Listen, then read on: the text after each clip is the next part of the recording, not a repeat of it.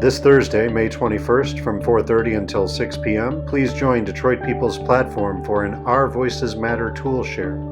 We'll have a discussion like the one we're about to share.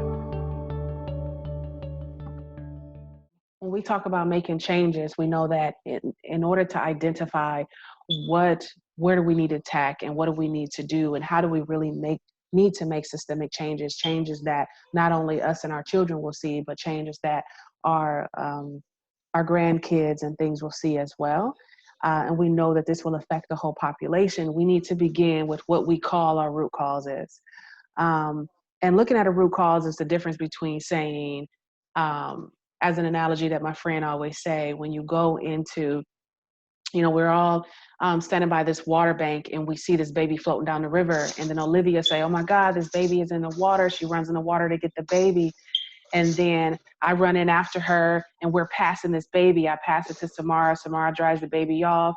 She passes it to Teresa. Teresa put the clothes on the baby. She passes it to Jasmine. Jasmine feeds the baby. But before we get finished, there's another baby in the water. And so again, it starts over. Olivia grabs the baby. I take the baby, and Samara drives the baby off. Teresa feeds the baby. I mean, it just keeps going over and over. Every time we look, there's another baby in the water.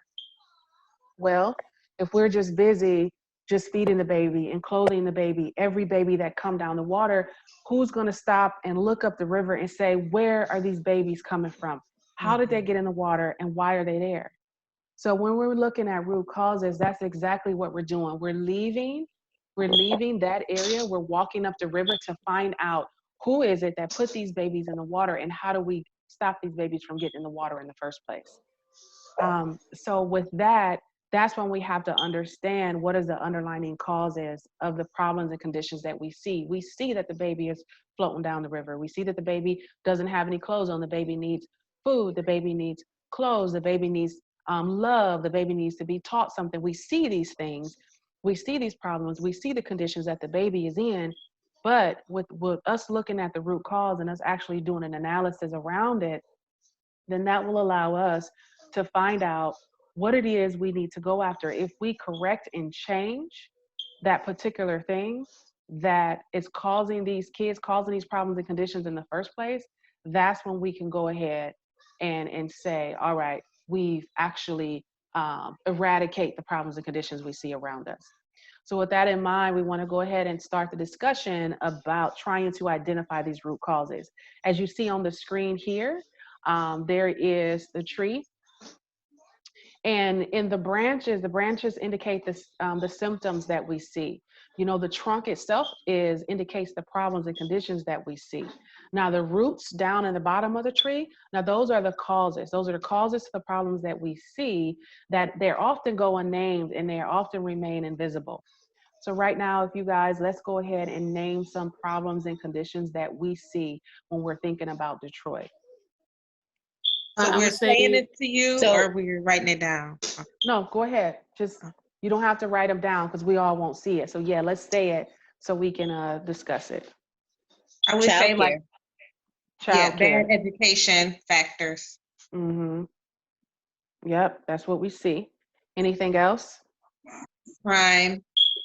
Mm-hmm. I was gonna say high poverty. Yeah, high poverty. That's right. Mm-hmm. I think I heard someone say blight. Yeah, blight. As well. Okay.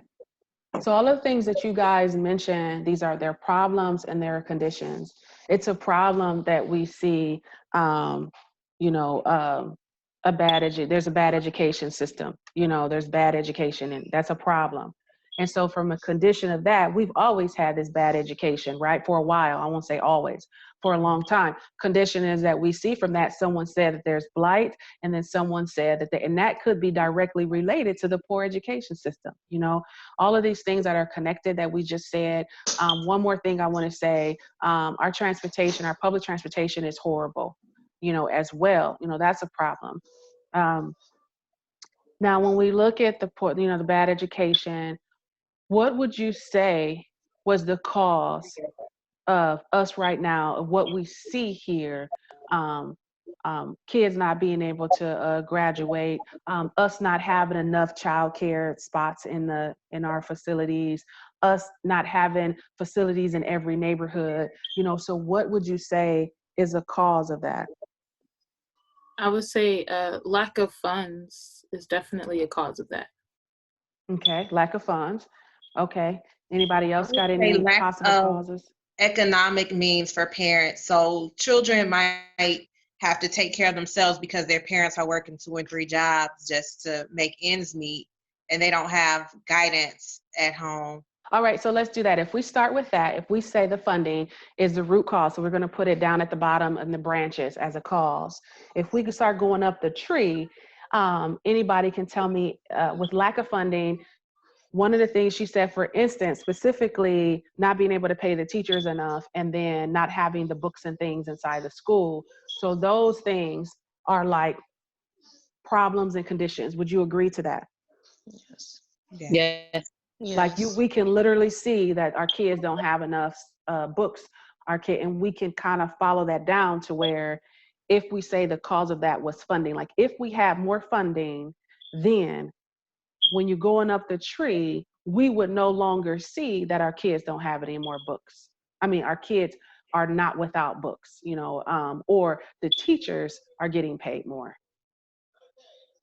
We're not losing teachers, because unfortunately in Detroit, we do lose good teachers. Mm-hmm. And it's because, one reason is because they don't have a good salary. True. And what we say, like in organizing at a community level, requires us, when we make a change, it's calling for us to actually do it together.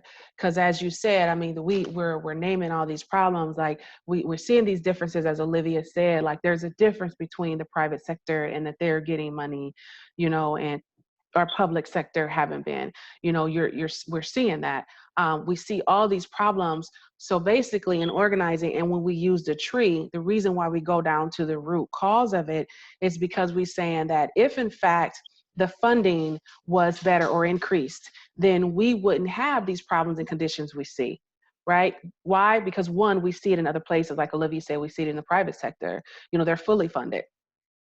But with us looking at the cause, at the very base level, then we'll know, like we say, okay, that's where it's at. And we know the rules of government, how do we make change? We make change by us organizing together. Like it's always an influence game. It's always who has the power, like who has the decisions, and then who's influencing decisions. Well, that's us. Because our kids are growing every day and every year, and there are these new requirements placed on them, that's written into law by somebody, by these very people that you say probably don't have children in there, in public school and all that. So they're creating these ideas. So we are the influencers. As advocates, we influence. We say what is, like what should be, and what shouldn't be. Detroit People's Platform would like to thank those who joined us for this discussion. If you'd like to join us for a discussion, please register for our next one on Thursday, May 21st from 4:30 until 6 p.m. Use the links below.